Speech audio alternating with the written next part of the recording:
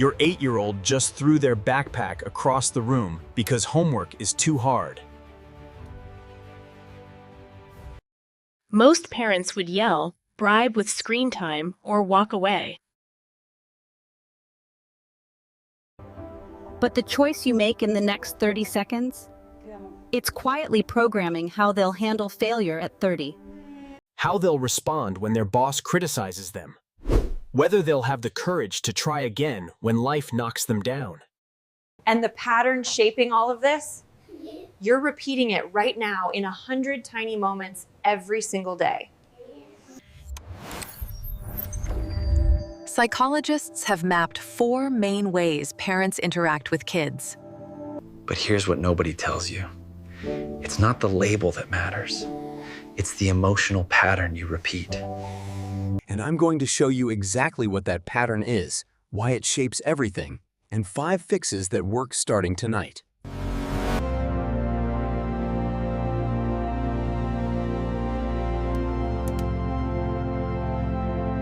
Let's start with the 4 styles, fast.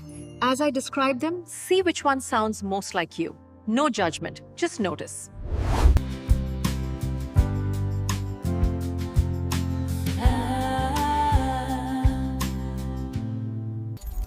Authoritative.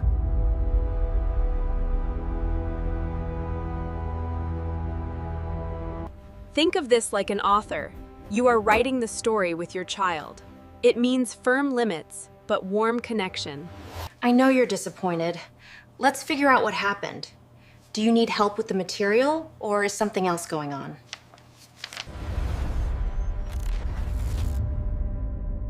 Authoritarian. Authoritarian sounds similar, but think of this more like a dictator. Rules without relationship, emotion dismissed, because I said so. Same C, but now you say this is unacceptable. No phone until you bring this up. You need to try harder. The rule is rigid. The emotion underneath? Dismissed. Permissive.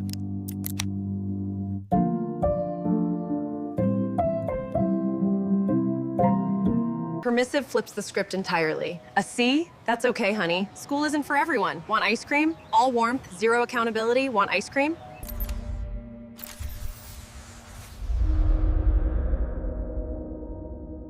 Uninvolved.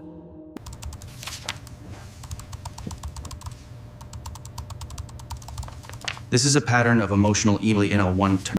The message isn't just "I'm busy," it's "you're on your own."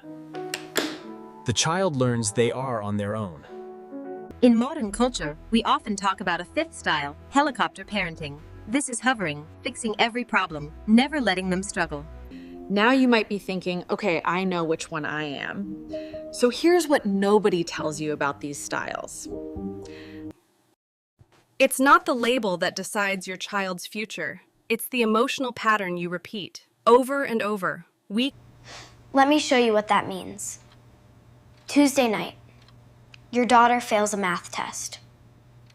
You have a choice. Sit with her and ask, what happened? What do you think went wrong? Or you're just not trying hard enough. I trust you to figure this out with support. You're not good enough. You can't handle this alone. And when you send the same message 50 times, 100 times, that message becomes the voice in her head. The one she'll hear at 25 when her boss gives her feedback, at 30 when she's considering a risk, at 40 when she faces a setback. Those Tuesday nights, they're not small. They're the architecture.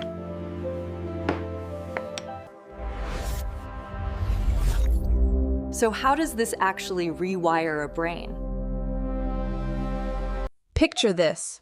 Your 4-year-old is terrified of the dark, screaming. You go to them, you sit on the bed, you say, I know you're scared, you're safe, I'm here. Now imagine the opposite. Same scared kid, but you say, there's nothing to be afraid of. Psychologists call this co-regulation. Think of it like a battery jumpstart.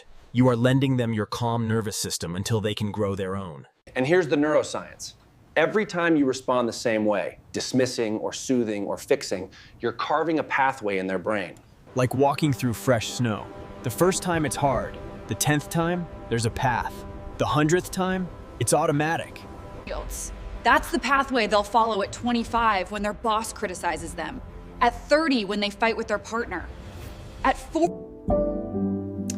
Now I want to be clear. This isn't destiny. It's probability.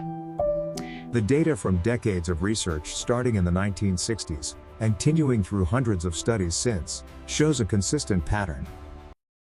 Kids raised with warmth and clear boundaries tend to be more confident, resilient, and socially competent.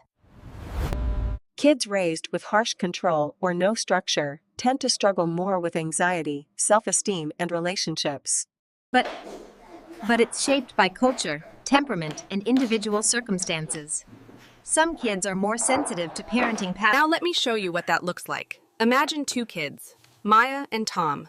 Maya grows up in a home where limits are clear but kind. When she's 6 and refuses to clean up her toys, her mom says, "I know you don't want to, but we clean up before dinner."